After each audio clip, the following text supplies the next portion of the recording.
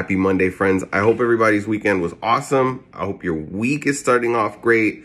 I've had some questions over this past week about when the ideal times are to take protein. So I broke it down into 3 really ideal times for you to take protein to make it super simple and so that you can maximize the results of what you're doing at the gym.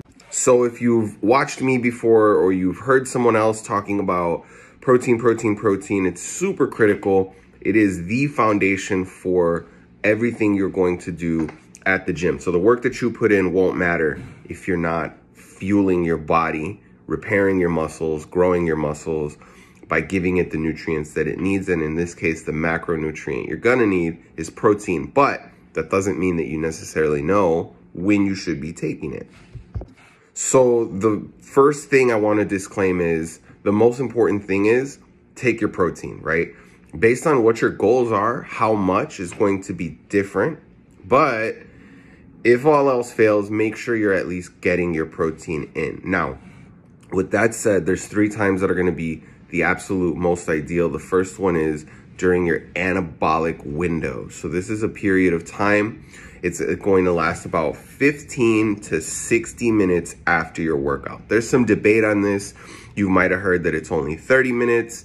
Studies have concluded that it's probably a lot more. Our window isn't that small. So we're gonna call it 15 minutes to 60 minutes after your workout is the best time to take protein. The science behind that is basically there's 2 states your muscles can be in, anabolism or catabolism, right? When you're in anabolism, your cells are growing, right?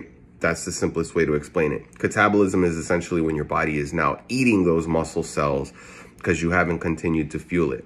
Your anabolic window takes place right after a workout, and it's extremely critical to start fueling because that's going to be the most ideal time for your body to absorb the protein and actually do with the protein what it's supposed to, which in this case is repair your muscles after you've torn them apart at the gym, but also give them what they need so that they can grow, so the work that you did actually counts. The next 2 are going to be regarding sleep and fasting, right? So let's talk about sleep. Right before you go to bed is an ideal time to take protein.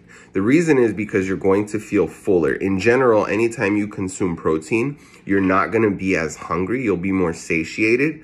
So you wanna take some before bed, especially if you're like doing a cutting phase or something like that, because that's when we wake up hungry in the middle of the night, or at least I do. I don't like it. Drink a protein shake before bed, or at least consume protein before you go to sleep. You'll rest better, and you'll actually be giving your body exactly what it needs to repair instead of burning it up as energy throughout the day. Finally, if we're talking fasting, a lot of people like to fast. I personally do. I usually have my fast throughout the night and then into the morning. If you're fasting, a really good time to consume your protein is right before and right after. Obviously, you can't have it in between, but if you buffer that fasting period with high amounts of protein right before you do it, again, you're gonna feel fuller, you're gonna be satiated a lot longer. And then once you come out of the fast, if you consume protein right away, what it's gonna do is help you not overeat. So you're not gonna sit there and just open up a bag of chips because you haven't eaten for 12 hours. You'll eat some protein first and you're gonna feel better so you won't overdo whatever else you wanna eat that day. I am a health and fitness coach. I specifically work with vegan men or men who are transitioning over to a vegan lifestyle who want to turn fat into muscle but don't want to give up their favorite foods. And I'm not going to prescribe you cardio because there's a lot of different ways that we can burn calories without putting you on a treadmill for 60 hours every week.